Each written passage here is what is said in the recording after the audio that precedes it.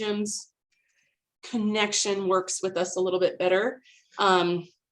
We are going to get started. We expect some more people to jump on as we go, but I want to be respectful of everybody's time. So with that, I just want to say hello and welcome. My name is Michelle Matier, and I'm the town manager for Minturn. And I, myself, and Madison Harris, who's our planner one, will be helping to facilitate this committee discussion. Our goal as staff is to take your feedback, input, thoughts, recommendations on this template ordinance for historic preservation, and then rework the ordinance through the direction of this committee.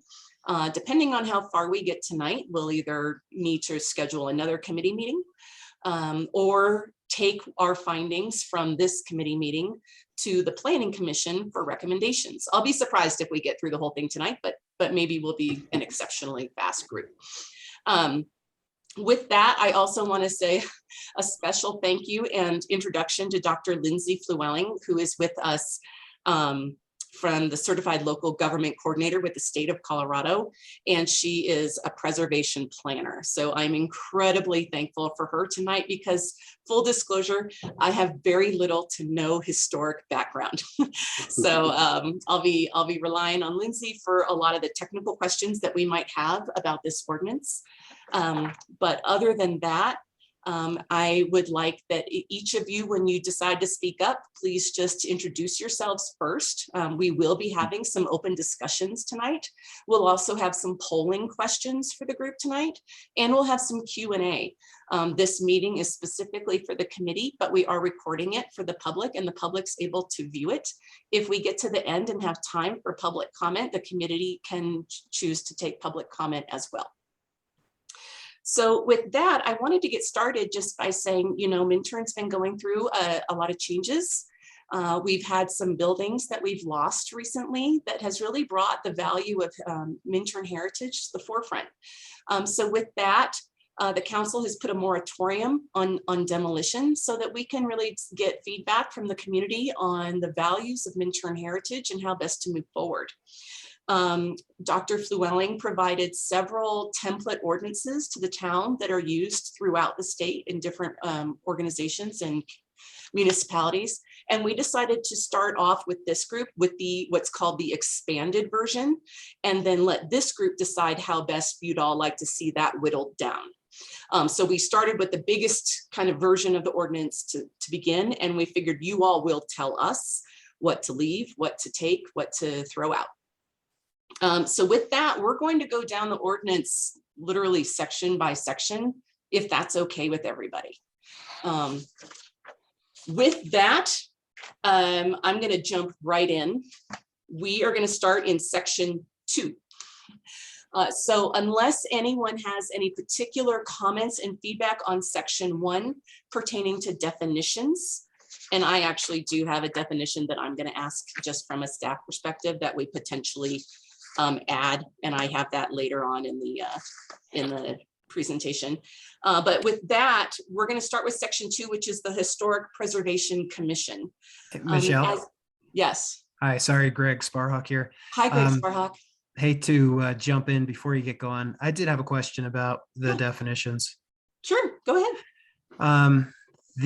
Well, there's a couple that we refer to the design guidelines. Is there going to be a separate design guideline set up for historic, or is it going to be reliant upon the design guidelines that we currently have? So I will tell you, as we get started, what I would envision is that this group will create the ordinance that will then move forward with forming the Historic Preservation Commission. And this group will provide recommendations on what that commission looks like and how it's formed. From there, I would anticipate that the Historic Preservation Commission will want to create its own set of design guidelines. Okay.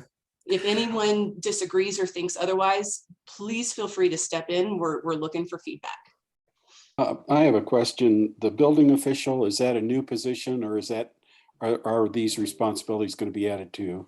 That is a position that is currently already filled at the town. Okay, so the responsibilities will be added to that position. Yes. Okay.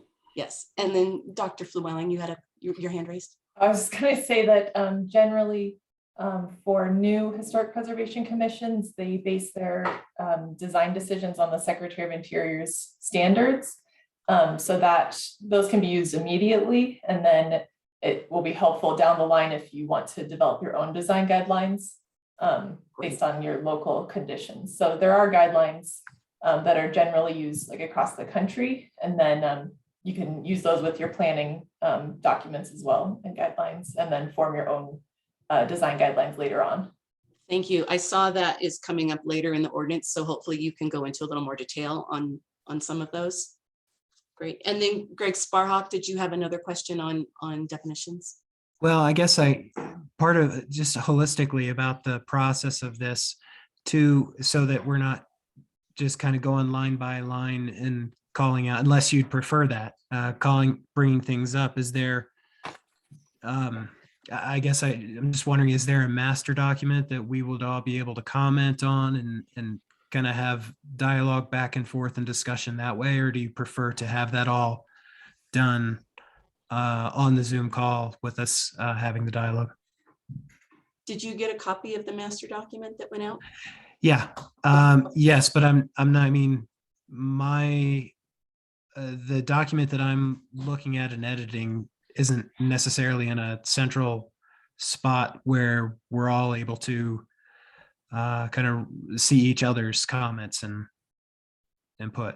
So what I'm hearing from you is you want special access to the Google Doc. Yes, I do. Okay, so for anybody that is Google Doc proficient, Madison can help us get set up for anybody that wants access to that. And we can get folks to be able to comment to that document as well. But we do really request your comments and feedback tonight through the polling, the Q&A, and the discussion, as this will be included in part of a staff report to the council and to the Planning Commission. Thanks, Michelle. Absolutely. I just wanted to say I had the same concerns that Greg did about the design guidelines. It's almost like we're working on an ordinance without seeing what the results will be. Like, it's kind of cart before the horse, in my opinion, because Minturn doesn't necessarily have one. This is not a Victorian neighborhood. This is not this neighborhood. This is not a mining town per se. We've got like a mishmash. So we haven't even identified what are our cultural values of historic significance yet. So to me, it's a little difficult to go through this. And then I actually had a question about the general section before we got into definitions, which is 1B, the enhancement of property values. What does that mean? And I would look to Dr. Fluelling for that. Because we know that when someone's assessing a property, it's not necessarily when we have properties that are very expensive up in our valley, which have zero curb appeal or any type of architectural significance. It's based on demand and what the last person with a comparable house got for their property. So I'm trying to see what value is it in it from the public side, who wants to put, besides the aesthetic quality, who wants to put their property up into a more difficult means of maintenance and so forth. What are they getting out of it? And I think that's an important something that we should know about. So you said 1D is in dog? 1B is in boy. B and boy, thank you. So Lindsay, can you speak to the property values enhancement at all? Sure. So there have been a number of studies done on the economic benefits of historic preservation. So when you put in an ordinance like this, it can help to revitalize neighborhoods overall, which helps with economic values of properties. And then, if you have things like minimum maintenance requirements, depending on how you're enforcing them, that can also help with property values and making sure that people aren't just, letting their property kind of deteriorate over time. So we do have quite a bit of material on the economic benefits of preservation at History Colorado, if you're interested in me sending that over. Yeah, that'd be good, because we are kind of an anomaly in our mountain environments. For instance, Minturn has property values that are more closer to Vail, but the housing and construction quality that's closer to some rural in the middle of nowhere type of environment. So we don't meet what is typically found in entire neighborhood developments, especially in city like where there's special nodes or defined. You know when you're in Denver and you enter a certain place, it's the Greystone neighborhood, and you know all the houses within there are part of that group. We don't have that, and we don't have it in our entire county. It's a little different, and so like I said, so you have someone that's keeping up their value, to your point, which I believe in, but at the same time, the guy next door lets his property do whatever he wants to. One doesn't cancel out the other per se because of the way that properties are valued from an assessment base and from a market rate. It just doesn't carry here. Right. Okay. Are we not a Victorian mining town? What are the thoughts on what Minturn is historically and of what value there is? Well, isn't that the role of the commission to try to define that? Yes, so That's what I understood. yeah, if I can just jump in, because there were comments made regarding the design guidelines, and I think it's really important that we not go too deep into that realm, although I understand current and prior planning commission members are eager to go that direction. We'll want the commission to be created first, and then that commission will then determine through the public process what those design guidelines are. So our role here is really to figure out how this group recommends we form this commission, so that we're not getting too many steps ahead. We don't want to get into design guidelines before a commission's even formed. And this is to form the commission. Did that help at all?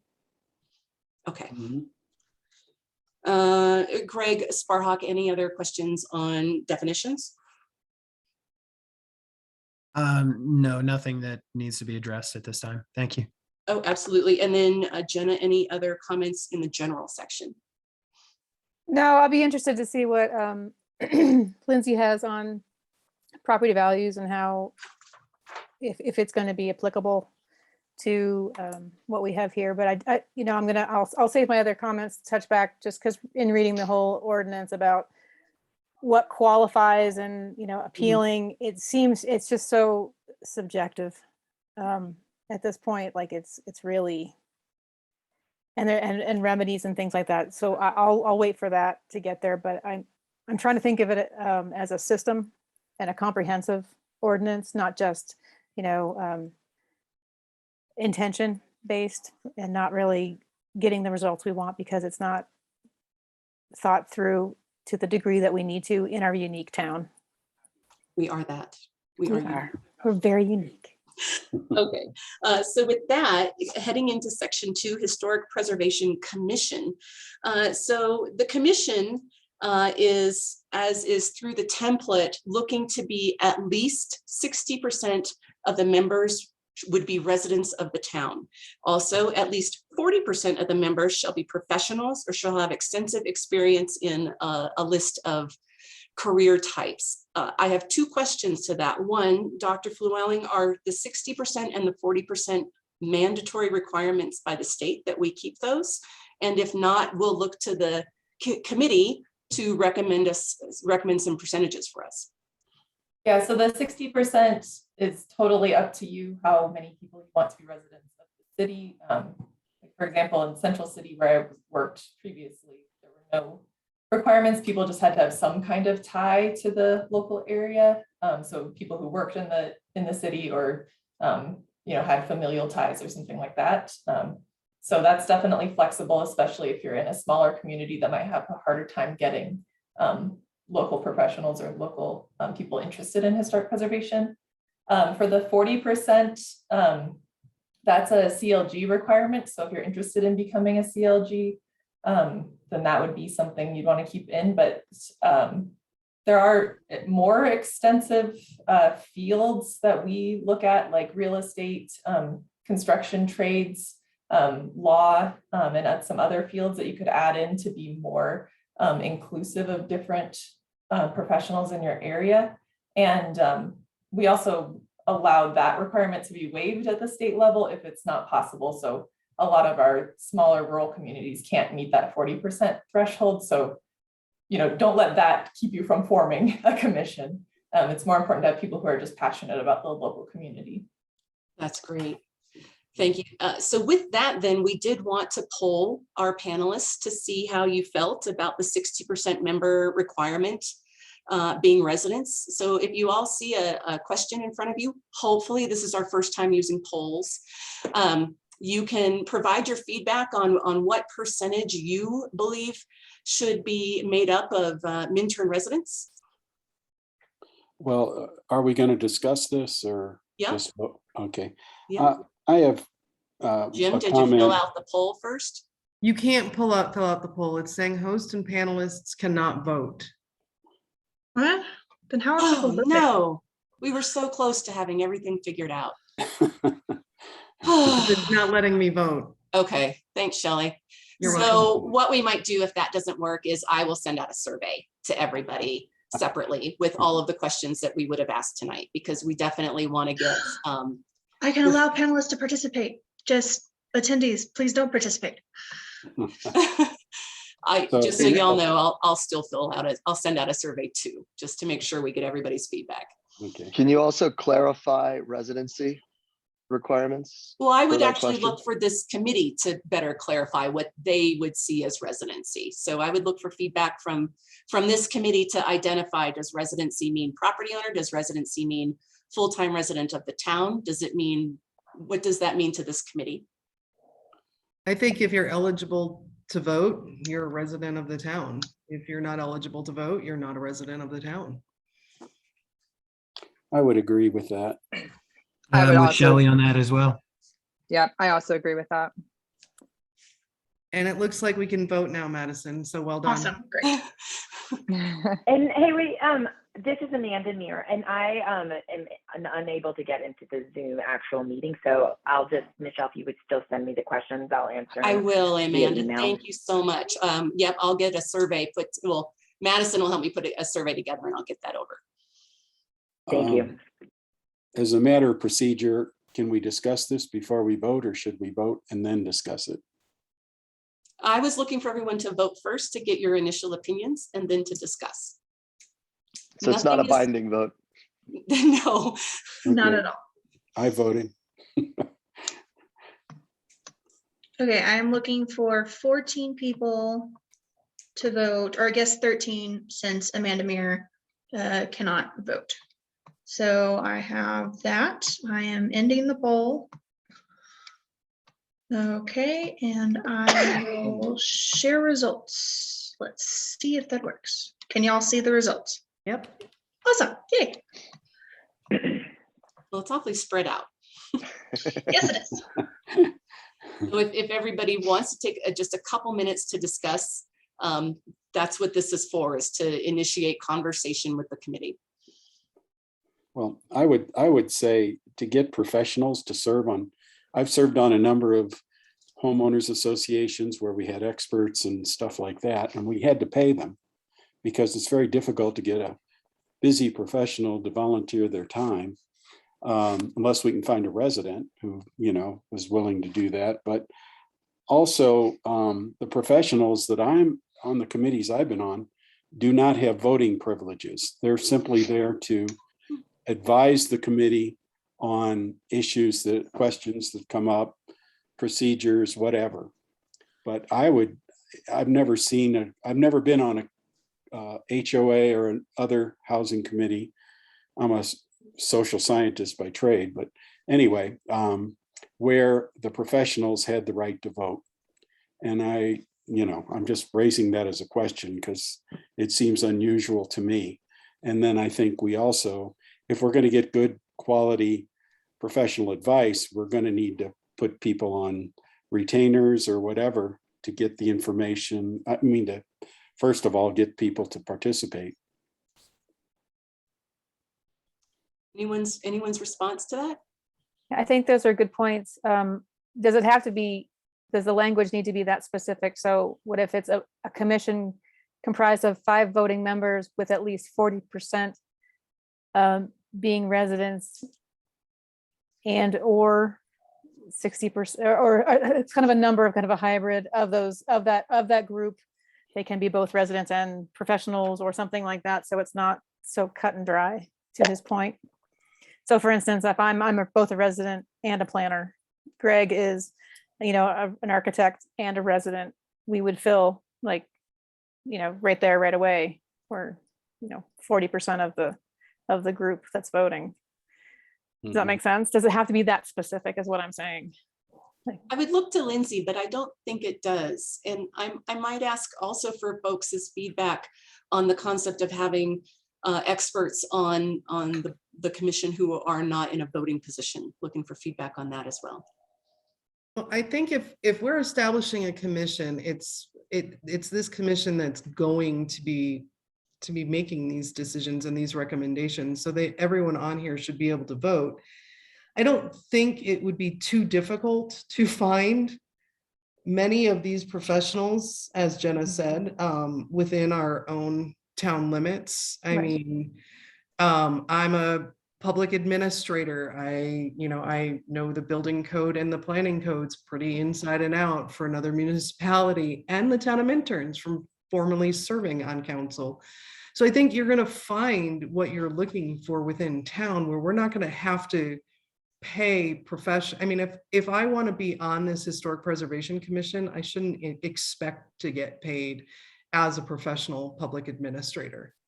That's what I'm doing when I'm volunteering. And, I'm giving up my time to do this. And I think, as Jenna said, she's a planner. We've got architects in here. We've got builders in here. We've got public administrators in here. I mean, I think we can meet that professional 60-40 that's even within the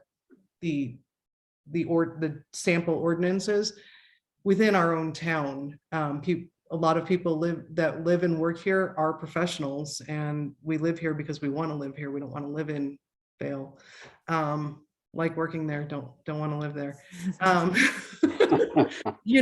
So I think we can fill that role, but I absolutely think we need more than 40% of the people participating in this commission need to be residents of this town, because we are the ones that have to live with the decisions that are made. And I don't want decisions made by people that aren't bought into the town. They don't have a commitment. Yeah, they want to serve on a committee, but they have no buy-in to the town if they're not living here.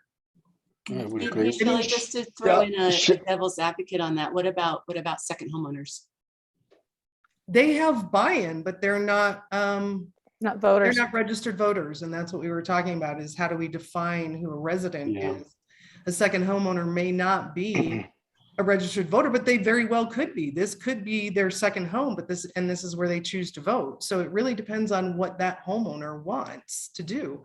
But I think if you are living in this town, you have a commitment to this town. You want to be here. You want to see it persevere. You want to see it succeed, as opposed to someone living in Fallridge and Vale that has no commitment to the town of Minturn. An Eagle resident serving on this board wouldn't have any buy-in. So it's, to me, it's the buy-in. It's why do you want to be on the committee? And I think it should be more than 40%. I personally think it should be 100%, but I could negotiate down, but just not to that 40%. Shelley, I agree. I really understand what you're saying and respect the concern for people being involved in something like this to be bought into Minturn. But I'll just use myself as a silly example. Denver is my primary residence. I spend 40 to 50% of my time in Minturn, and I am on this call tonight and read those docs because I care and because I am involved. And by pushing 100 or whatever number you push towards, you will make it harder to include other people. And I'm a licensed architect. I build, I spend all day on this. I spent 7 hours today from my COVID bed dealing with the board of directors that I'm on for the building condo that I own down here for free. Another 8 hours of my life spent managing somebody else's building. So I think taking too hard of a stance on I don't live in Minturn could preclude some beneficial participation on the board. I don't know how you figure that out or massage that, but I just want to throw that out there because I get it. You know, there are people that are only interested in their development rights in Minturn.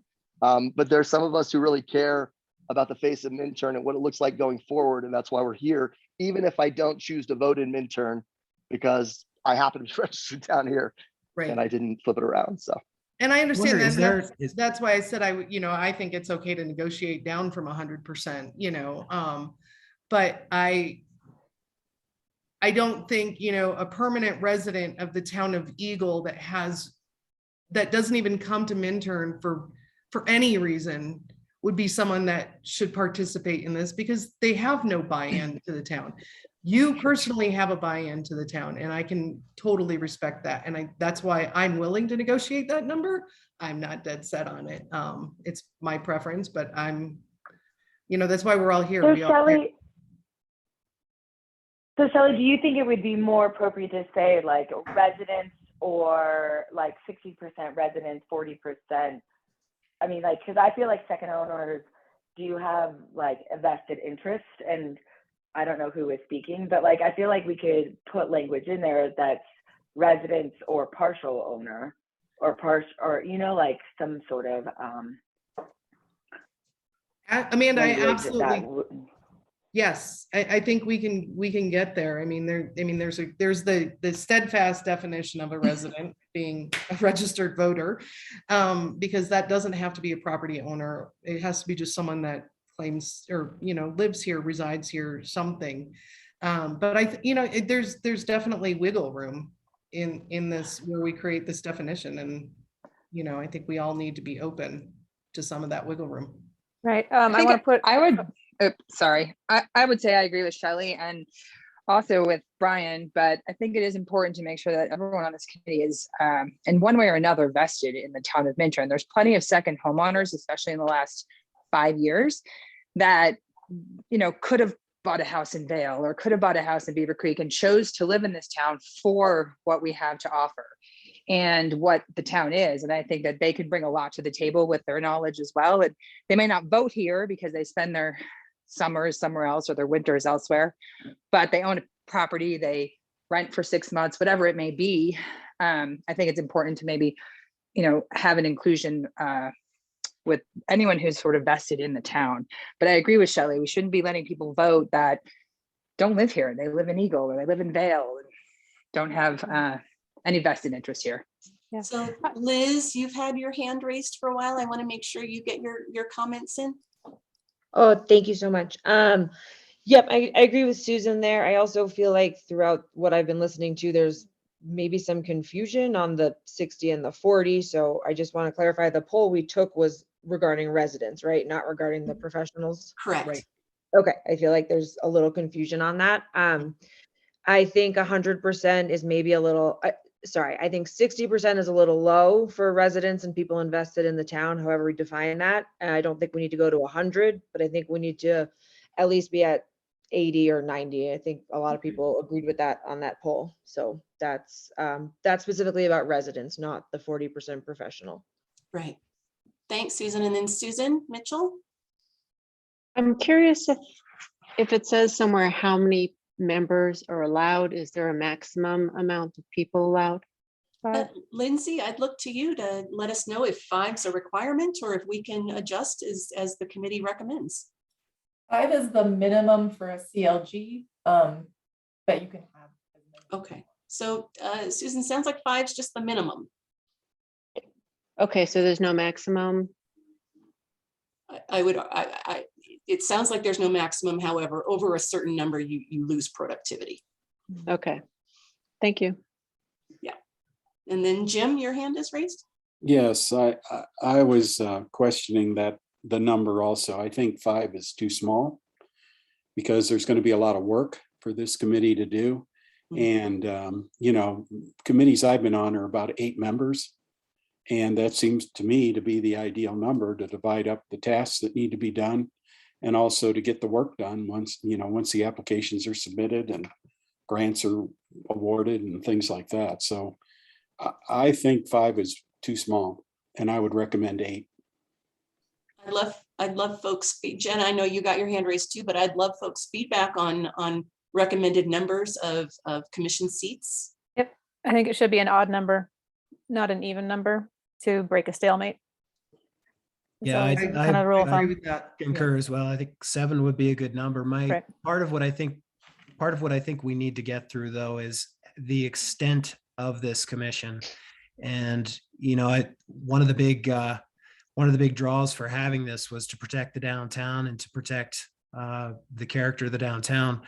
I'm not sure, going through, as Michelle noted, this is kind of the full version. And I'm wondering if, as we get through this, if it's going to become much more pared down, the responsibilities will be much lower than what are outlined in this document. And it becomes something that's a little bit more on a diet appropriate for the town. And I would look to this committee to do that if that's what the committee wants to see the ordinance evolve to. And I'll just to touch back, I know initially I kind of said, oh yeah, voters should be on the committee, but it did occur to me that we have some fabulous community members that are residents because they are not necessarily allowed to vote. So I wouldn't want to exclude anyone who has a long standing here. Maybe they have, they've lived in the United States for many years, but aren't necessarily registered voters to be a part of this committee. So I think residents should be, whether it's an address, a mailing address within the town limits, or own a property. I think that would be sufficient enough to have people who care. Mhm. Great point. Yeah, I've met so many amazing second homeowners that are so passionate about this town. I'd hate to exclude them. Yeah. The reason why I was asking about the maximum amount is, could it be as easy as having, a very short questionnaire that, if you want to be on this committee, answer these 5 questions. Are you a resident? Are you a second homeowner? And individually select from there as far as if they should be on the committee or not, or what do you think? Yeah, that makes sense. Just to spread it around. I agree. Well, the Yeah, I commission, mean, the commission gets appointed by the town council, and I don't know that just, maybe this committee is being formed to build the commission that will get appointed by the town council. In order to be able to make the recommendations. I mean, this is going to be an appointed board type position. So, I don't think it's as simple as just answering 5 questions about your residency and why you want to serve. I think there should be an interview process with the council as well. Okay.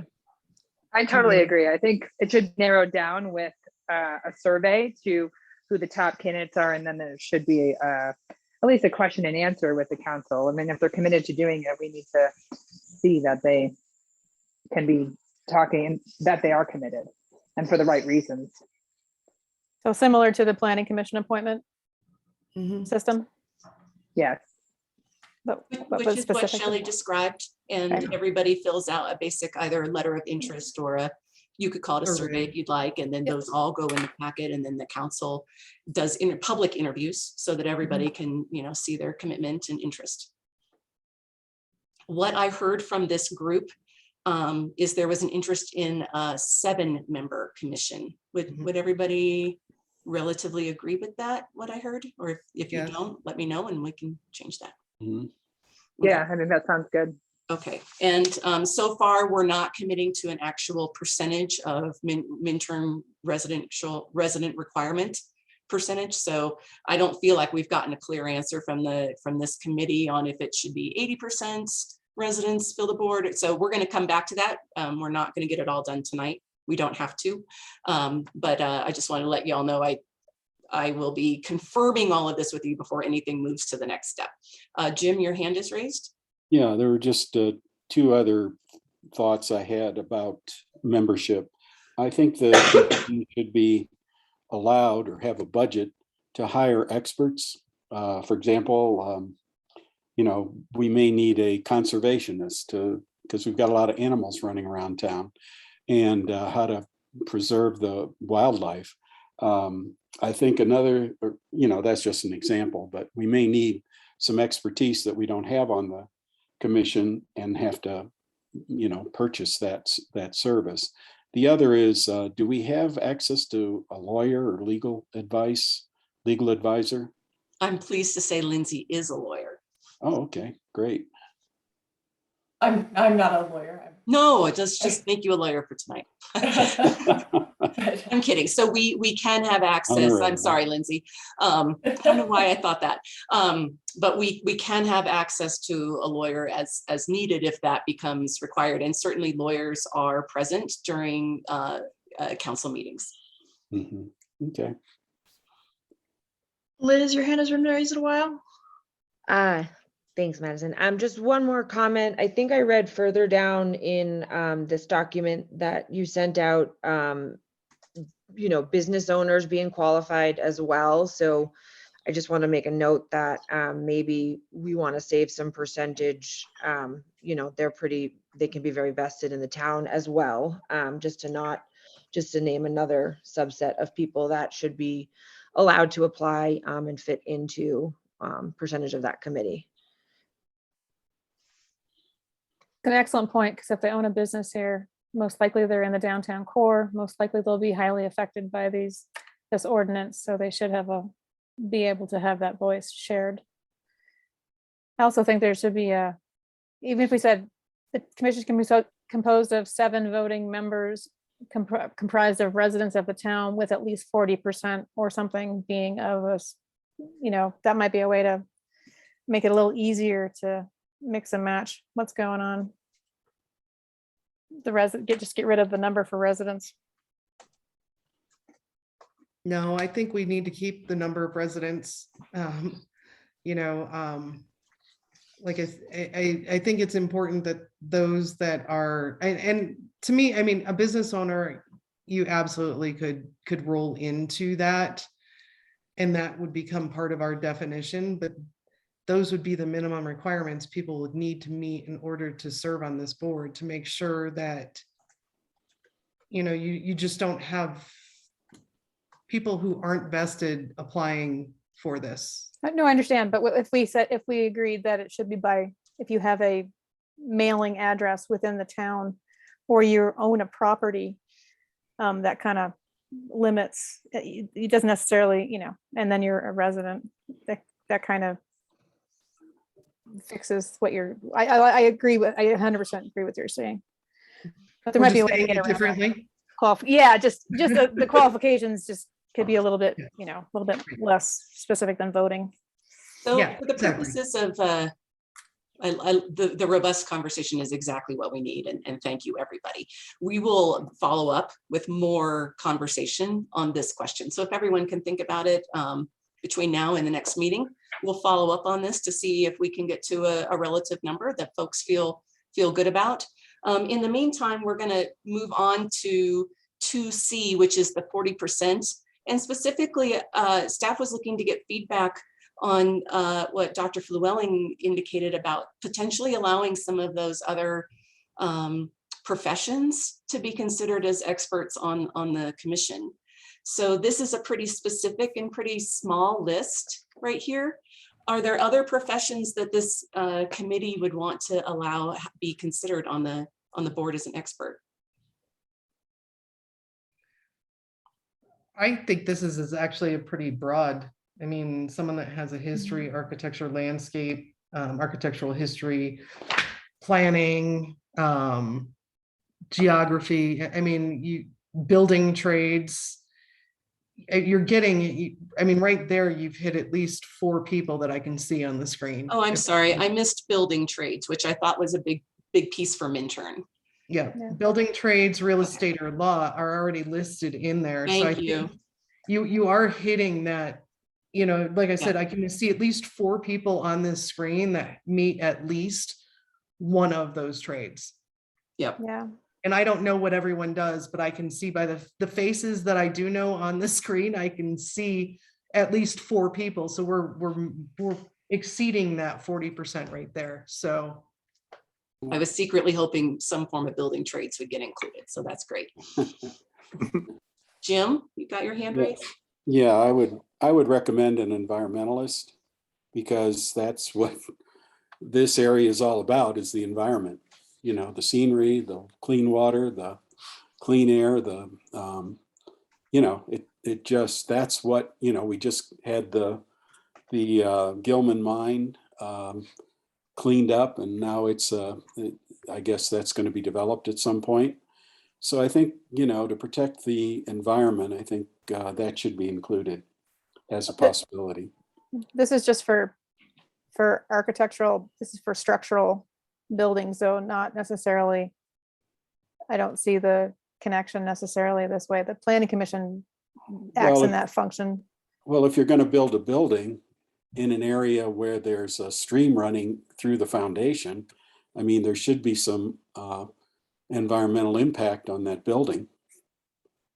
But we're not creating a new design review board per se. What we're doing is creating a commission that establishes historic areas. And I mean, I know that the Gilman mine has been, you know, they've talked about redeveloping that since, you know, the annexation hearings in 2009. And I don't think that's likely to happen anytime soon. But yeah, Gilman would be one that would potentially have that historic preservation, but it really, it's more about the buildings and what we want to preserve historically there than, you know, I mean, right now there's nothing built over a stream up in Gilman. There's nothing built over a stream in Minturn. So I mean, I get what you're saying about having that environmental piece, but we're not establishing necessarily new zoning guidelines and new design guidelines. We're establishing historic areas that we want to preserve to kind of what they are today, you know, like the downtown area or Right, but Gilman wouldn't you area. agree if you modify a building, it may have some impact on the ground or the, you know, it I may think that- change the flow of water into the river. Jim, Well, I think in certainly, looking, Jim, I looking would through agree this that we- document, I Pardon get the me? impression that those types of items would be required by an applicant to come forward with their reports, not necessarily for a historic commission to speak on it. I think that I get the impression that it would be whatever the subject property is, the onus would be on that applicant to provide that information of dealing with environmental issues. A lot of those things also Well- be governed by your building code. Yeah. Well, what if you're going to tear down a building or modify a building and it's got asbestos in it? That's a building code. It's issue. building Yeah, code. building code, or the applicant would be required to bring in an environmental report on the property to It's seek actually- permission to have it altered or removed. It's required by the state for asbestos testing by a certified asbestos tester and a certified asbestos abatement, that everything be handled the way that it's supposed to be. And if not, it's a violation of the town code. So we have ways of coming back and.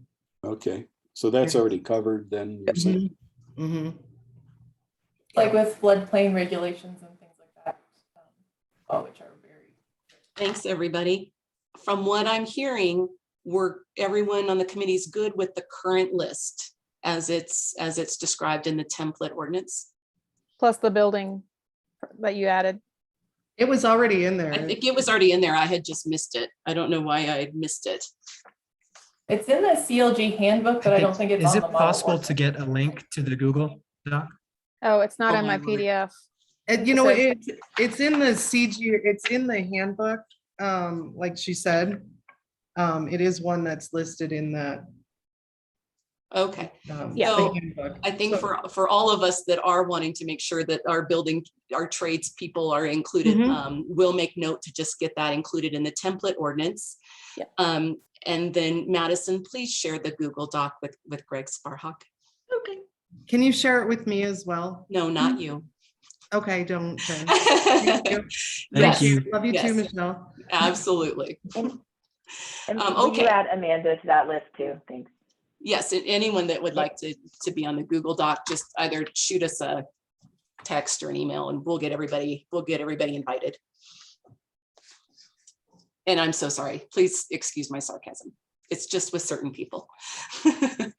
I know you can't help it. I and know. it's all good. Okay, so establishments, if everybody's okay, because we have a passionate group that likes to, we're not yet to section 3 of what I think we have 12 sections I'm hoping to get through tonight, and I think that's going to be a little ambitious. So we might break it up into 2 and do the second half another night. But for section 3, establishment of a town register, I wanted to see first if Dr. Flewelling could just go over very briefly the difference between the National Register, the State Register, and what will eventually be Minturn's Register.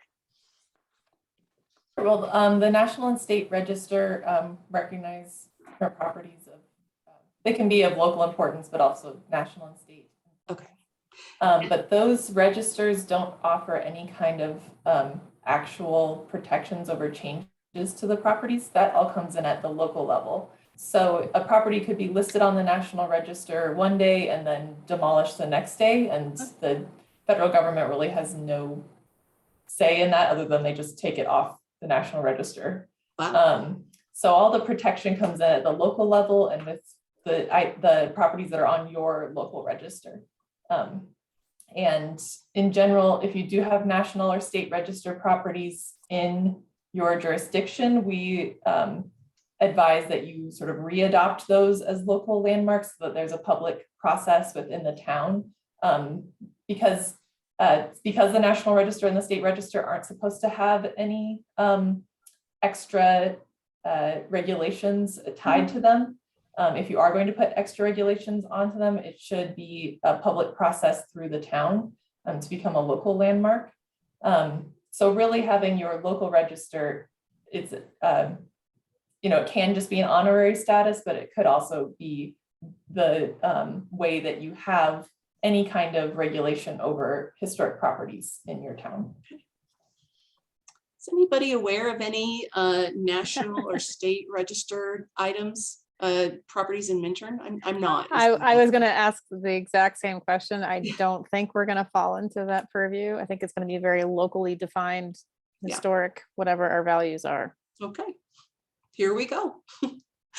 So, and thank you, Lindsay. So with that, I wanted to jump into section 2, eligibility criteria under the establishment. Well, I'm sorry, we're in section 3, sub item 2. Eligibility criteria. It identifies properties or districts shall be at least 50 years old and meet one or more of the following criteria. And I'm going to want to get everybody's opinion on that 50-year requirement. First of all, Lindsay, is that 50-year minimum a requirement? No, it's not. Okay, so then I looked at this committee to tell us, if 50 years is an appropriate number. Is 35 years an appropriate number? Is it 100 years? Feedback wanted. Yes, Let we me do. tell you that I live in a mobile home from 1982, which means in 10 years, it would be 50 years old. And I'm not going to give you that there's any real historical value.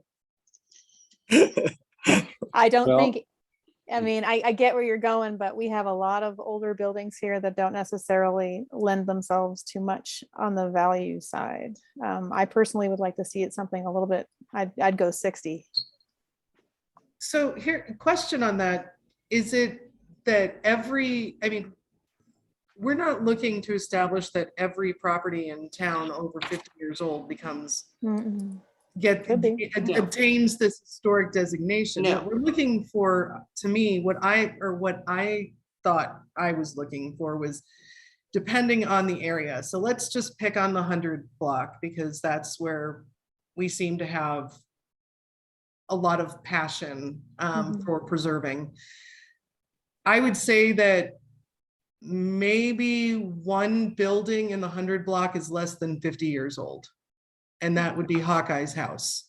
Right. So I would say everything else in that block, in the true 100 block, not what's up, behind like Molly G building, nothing on Nelson Avenue, nothing like that. But the true 100 block is over 50 years old. So anything over 50 years old in that 100 block would fall into that designation, where a house in the 200 block that's over 50 years old maybe wouldn't. I mean, that's where I was thinking. And I could be completely wrong in this. I know we're not just looking to base that the 100 block is the historic designation, because I wrote down several different areas that I think deserve that. But I'm just picking on the 100 block. So if you go down to section B, it states that there's other criteria.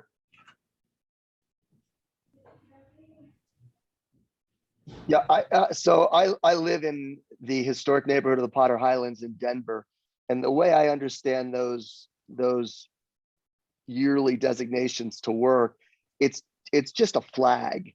So if someone puts in a demo permit or a building permit on a building, and it is older than that, 50 years, then whomever, the building department or whoever in the process of reviewing, knows that there's some due process that may need to be observed around that building. It doesn't necessarily make that building fall into a historic designation. Is that accurate? Lindsay would probably know the answer to that. That's right. So that's why you have the additional criteria. So underneath that section A, you've got the criteria for significance. So the property has to be significant for something. It wouldn't just be over 50 years of age. And then the integrity is the next part. So it has to still reflect whatever it was significant for. So if it's had so many additions over the years that you can't even tell what it was originally, then it would no longer have integrity. And then, yeah, just like Brian was saying, it's a flag. I live in the West Highlands, so probably like half a mile away from you, but yeah, so it's a flag for the age, just so that you know to like start looking at it. And then you have the section 2B there, where property or district may be exempt from the age standard. So let's say like 25 years ago, you had a famous artist in town whose property was really important and associated with them. You could protect that or designate that as well. You don't have to wait until it's 50 years old necessarily. I think anything pre-World War II, I'd be looking at in our town. After that, the town was so impoverished, most of the things built were very insignificant. And I think the 50-year date is typically to allow mid-century modern buildings to be into the code, which we don't have it. As far as I know, we don't have a single one that is categorized. So I would prefer anything pre-World War II as our timeline to preserve, or significant historic people in our town. And I don't think we have too many recent famous people in our town yet. Kelly, what does that put us at, a 75-year age? Yes.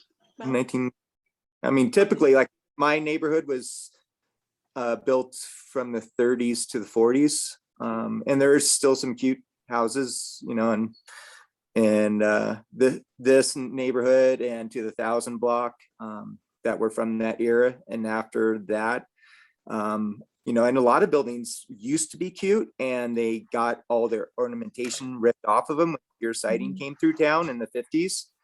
And you know, to me, it's important that you look at old photos. I'm always trying to collect old photos, but most of them don't have any detail because we were so poor. But it's, you know, a lot of the houses just got stripped of all the ornamentation that used to exist on them before the newer sidings were put on in the 50s and 60s and 70s. Maybe that's another question for Lindsay. Can you do this by year rather than number of years? Because 50 years, 75 years is constantly a moving target. So at some point, you'd probably define a period of significance for the town, and that doesn't have to be, the 50-year mark is really just because the National Register generally doesn't allow properties to be listed before they're 50 years old. So it's more of a general marker, and then you will eventually have a period of significance for Minturn specifically. So for example, like in Central City, it was like 1859 to 1918 was the period of significance, even though properties could potentially be landmarked, up to 50 years or older. So that would be more of what defines your design review. So property, it's kind of like what Kelly was saying, like if a property had changed after the period of significance, then you would be looking for design review that would help to approve changes that bring it back to what it looked like during that period. It doesn't necessarily have to be defined here in the ordinance is what I'm saying. It would be more things that are governed through your design guidelines. I think we need to consider too, in the definitions, there's not just houses, but sites and structures, which could be places, buildings that aren't inhabited by humans. So if we say 75 years or 50 years for that matter, are we talking also about sites and structures? And I would just say, just from my, in my mind, I've had the Minturn, the old Minturn water tank in mind as a designation at some point, which, is not a property. And quite frankly, I'd look to Shelley and some others to even tell me what the age is. But I would hope that structures that are not necessarily, habitable might be considered. Would the boulder on the tracks qualify? I don't think that's The old lion's head? enough. You need, On the tracks, I don't think it's old enough. It's probably Take old its enough. original age, Shelley. Yeah. I think we need to restore it to its original spot. Right. That'd be good. That is good, actually. I like that one. I can only think of the radio tower in the train yard. I'm not sure if it's a radio tower or light tower or when it was built, but it is pretty cool to, I think it's worth saving, and I'm surprised no one ever tore it down. And the only other thing I could think of is the aqueduct through the Bolts Lake area, which I personally love, and I know it's, and I know it has plans for demolition, it sounds like, but I'm not 100% sure on that. And I always think of my neighbor's original horse shed. Amazing. Oh, the Nelson barn? Yeah, the Nelson barn, which actually brings me to a question I had. So if it's a structure, does it have to be its own property, or like the Nelson barn, can it be sitting on another property that necessarily isn't in the register, and just the structure on And the Lindsay property? can Like, talk how to does that work? The ordinance does seem to touch on that and does seem to allow for secondary structures on a property. Especially because secondary structures can really define an area. So certainly like old outhouses or barns or any kind of secondary structures. And then all the things that you guys have been talking about. I don't know about the boulder, but it does sound like a landmark, so it's possible. But yeah, certainly those are things that you can look at designating. So the Rex Flats shed in my yard can be designated. Love it. If it has integrity and significance. Well, yeah, it's the old rail switch, the old tool shed from the rail switch. So with everybody's permission, I heard some give and take with the 50 years as well. So I think we're going to want to think about that a little bit more and get more feedback from the committee and the public to see where we want to go with that. I did have this meeting scheduled until 7 o'clock tonight. We will schedule multiple follow-up meetings so that we can get through this. I don't want to be overly aggressive and try to get through all of this, but I do want to leave a good 30 minutes or more, because the next section, item number 4 under establishment of town register and designation criteria is historic districts. And I do feel like we should have a robust discussion on that, given that, like Shelley said, the 100 block is very specific and particular to Minturn. I think within the 100 block, there are also buildings that may not stay forever. And how does that work? And what does that look like? So I thought maybe this committee could take some time while we have Lindsay with us and really discuss what a district looks like, how it's created, the requirements therein, the limitations of a district, all of those things. So Lindsay, you want to take it away with? Sure. So I should start by saying with districts that this is really something that you guys can tailor to the needs of your community.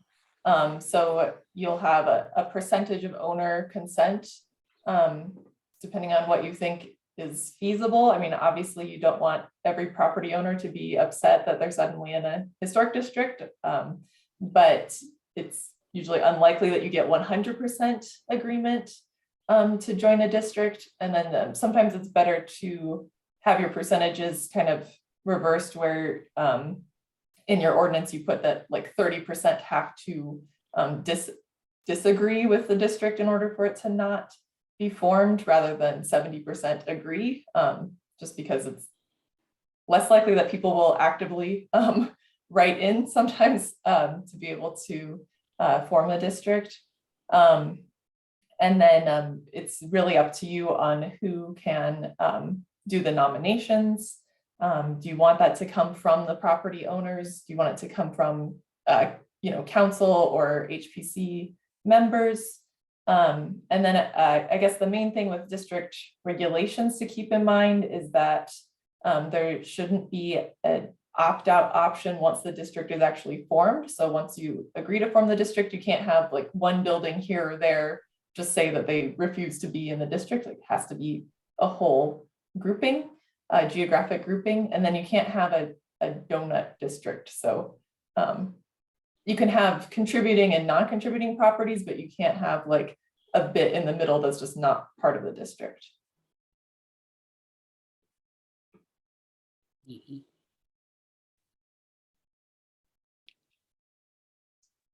So what about properties within, I mean, I think, the 100 block in, sorry, Lindsay, that we're talking about this, and I don't even know if you've seen Minturn.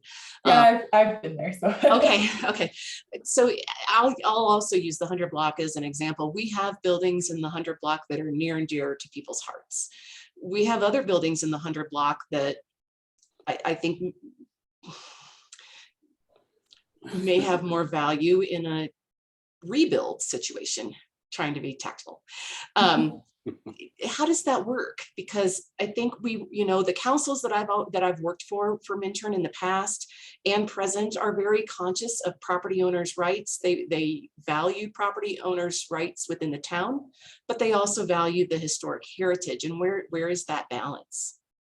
So you would have some kind of survey of your historic district area that would determine which properties are contributing and which ones are not contributing to the district. And you can have different design guidelines depending on like for contributing properties versus non-contributing properties or for infill. And then that can help guide what happens with each different type of property. So it's really dependent on when you set your definitions about what gets designated. You would evaluate your different properties in the district to determine if those meet those criteria and would be contributing. Usually with the district, it's slightly less of a high bar than an individual landmark. So you would have in your district some kind of definition of what ties everything together. So you could say, like, in this district, it shows the development of Minturn, between 1890 to 1940 or something like that. And then the properties that don't fit in with that definition or don't have their integrity anymore, they would be non-contributing to the district. So you could have different design guidelines and rules regulating what happens with those properties. Okay. And let's see, I saw Susan Morrison, you had your hand raised. I do, thank you. Since I raised my hand, you've kind of covered some of my questions anyway, which I imagine was coming. But so I think the last time, Lindsay, you were at the meeting and we listened and everything. So we could have an historic district in the 100 block. If there are 1 or 2 or 5 homes, whatever it may be, locations in that block that really don't fit the criteria of that, are they given then the option, as long as to opt out, or is there a percentage of how many in that 100 block? We're trying to maintain, in my opinion, the entrance to our town, what has been created, what brings people here. So, but yet it's certainly not every building, right? So how does that work in regards to an area if we do a district? And then how does it work for the rest of town? Could people be choose to be in it? Can the town look at it, say this commission or the other one, say, okay, here are the houses we think are beneficial? I mean, having done some research and spoken to people about it in the past, since the first time we talked about doing a historic district, there's people that are like, yeah, my house has been here since however long and we'll put it in. Like, and then there's others that are like, no, I'm not so sure that's something I'm comfortable with. So what is that criteria through the rest of the town? Can we designate a district? Can some of those houses opt out or just not be part of that? And then for the rest of the town, can we say to people, we want to keep this feeling of Minturn, who would be interested in the people that are living in those houses to be a part of a historic area? Yeah, so I think you could potentially just have individual landmarks. So if you only want to sort of regulate what happens with specific properties, then you would just have a landmark list, and that could include any historic properties that meet your criteria. It wouldn't include any properties that aren't on the criteria, and then you wouldn't have a district in that case. If you want to have a specific geographic area where you have design review over all of the properties in that area, then you would have a district. So let's say you wanted to have your 100 block go through design review for all the properties. That could be a district, and then you could have individual landmarks on a list around town. Okay. So basically, if there's a house in the 100 block that would maybe not fall in that criteria, we would just have design review on what then gets placed in that. Right, and then you can have separate design guidelines for non-contributing properties and infill if you want to make sure that the properties fit in with certain characteristics, like they should have Victorian detail or, things like that on your infill. Thank you. That answered that for me. You're muted, Michelle. Steve, your hand was raised, and then did your question get answered? Yeah, somewhat it got answered. Within the districts, if you indeed do have a district, does that complicate future owners of the property? So if somebody wants to come in and take a house that is not specific of interest, it doesn't really fit within the category, and it's in a district, will they be obligated to renovate within a historic guideline? So if it was a non-contributing property that somebody wanted to renovate, then it depends on what your design guidelines say. So you could have a wider leeway for non-contributing properties and then have different design guidelines for contributing properties in the district. So if you have a mobile home within a district, that mobile home would have to be renovated or rebuilt in a fashion concurrent with that district? If that's what your guidelines say, it doesn't have to be that way. Okay. Because what I read in the template, at least, was that there's a process for potential for demolition as well, pending on a variety of scenarios. And then you would have the option to regulate the infill if you wanted to. Right.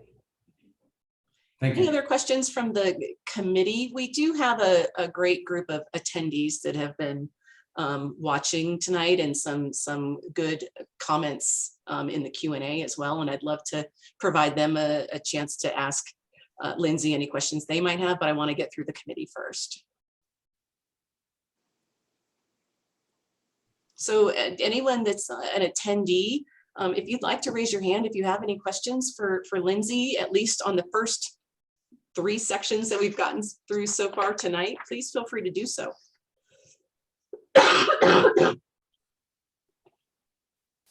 We've got John Madison. Can we? Yes. Awesome. Okay, John, you should be able to unmute yourself.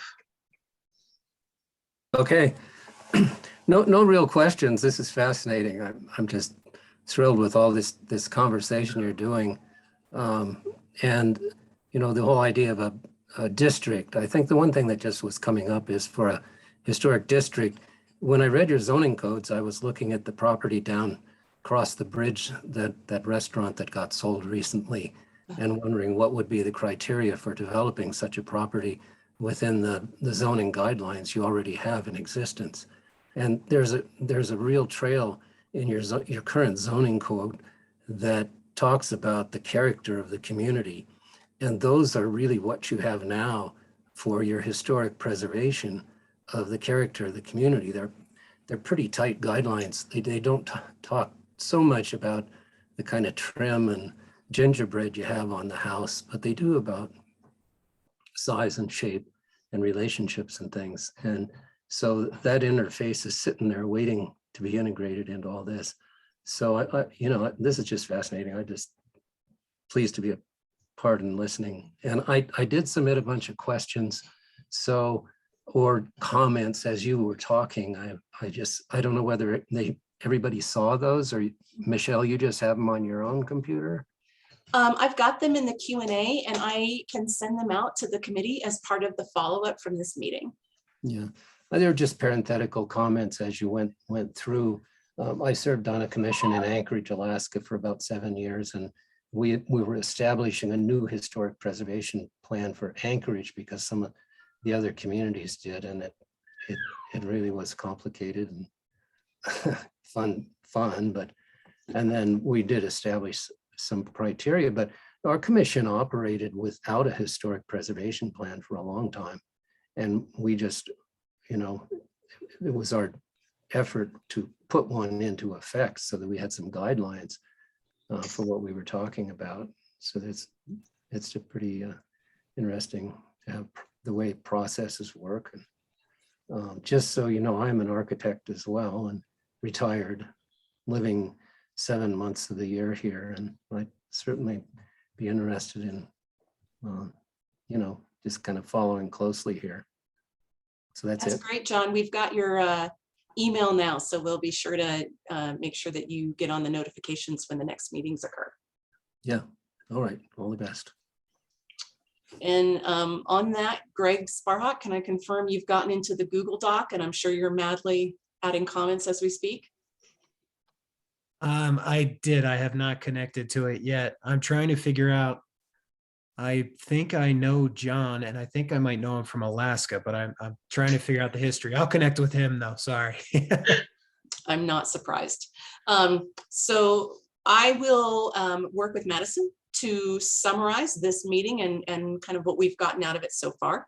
I will send out another, I'm sorry, I just hate doodle polls, but sometimes it's the only way to get everybody to figure out when everyone's available. Does Thursday night seem to work for folks? Because I can try to work around Thursday nights if that helps narrow it down. I'm seeing heads nodding. So. That does for me. Yep. Work. Okay. I Brian, think- even in the dark, I think I saw your head nodding. Okay, great. Great. So we'll try for Thursdays. Liz, thank you. A couple of things to start thinking about now, since we have several items that we're going to have to backtrack on, and we'll have several items we'll want to continue to move forward with. So be thinking about that number for percentage of residency. We're going to come back to that. We're going to want to see this group get closer to narrowing it down. I'm not going to, if we don't come to a consensus, so be it, but I'd love to get as close as we can for what is recommended to Planning Commission and to the council. Another thing to start thinking about, and I had in my notes, was the 50 years as kind of the lowest number. I think Kelly Toon mentioned something around the year 70 years is probably more adequate for Minturn. I look to this group to better identify what that number should be. And then as we move forward through the next several sections, be taking a look at those in advance. And be considering what you think about, designation criteria. One thing that was really important that we heard from the Minturn community was about notifications to the public. So be considering what those notifications to the public might look like. In the template right now, it's listed on, it would be listed under legals in the paper. I don't know how many folks read the legals in the paper. So if you want, be thinking about these things and how best we can be communicating with the public, because the public in Minturn seems to want to know these things. And how can we make sure we're communicating properly? Number of days for providing notice was another big one. And then we move into revocation of designations. We move into alterations. And then we move into requirements for design guidelines and criteria. So start thinking about those things in advance. One of the big questions we'll be coming to you with and looking for your feedback is the committee itself. Or the commission itself. So right now, from what I've heard from this group so far, it sounds like this group feels that the commission should be an independent commission made up of the percentages that we've started talking about so far, versus, as an example, this commission being a designated task under, say, the planning commission. So be thinking about those things. One thing I might just throw out is the planning commission has to meet twice a month. And for some folks, that's a big commitment. This committee, I think for the first year, will probably meet pretty often to get things really, the ball rolling. And then after that, maybe it's quarterly or, whatever the commission decides, depending on how busy they are. So those are some of the things we'll be throwing out at the next meeting. I will try to throw out some Thursday dates that we can find that work for folks. I will send follow-up summary of this meeting to everyone, and we will also have a link for this meeting to anyone that wants to watch it or share it with anyone else. And anyone in the attendees list, if you want to be sent a copy of the summary of the meeting, please feel free to shoot me an email with your email to manager@minturn.org, and we'll get you that as well. Did I say thank you to everyone for your time tonight? This is a really exciting process. I think it's a really big deal for Minturn. It's a group in a community that really cares about its heritage. So it's exciting to get this started. And we have a moratorium in place right now, so we have the time to do this and to do it right. So it's okay that we're going to take 2 to 3 meetings to go through it all. How long is the moratorium in place, Michelle? Pardon me, 9 months. Okay. And you guys just renewed that? It was put in place for 9 months in November. Okay. Yeah. What does it extend to? The 100 block only, or? No, I don't think so, Madison. I thought it was DRB applications. In the 100 block. In the 100 block, but then we also do not have any demolition at this point allowed. Isn't that correct, Madison? Yes. Yeah, no demolitions allowed. Yeah, so we're really taking the time to get kind of this historic preservation commission up and running, for them to give us direction on what they want to see and start getting some things in place. So Thank you, Michelle, so much. And Lindsay, thank you for being here and helping guide us. bless you, Lindsay. Thank you so much. Thank you. I would have been in trouble. Thanks again, everybody. Cheers. Thank you. Thank you. Have a good one.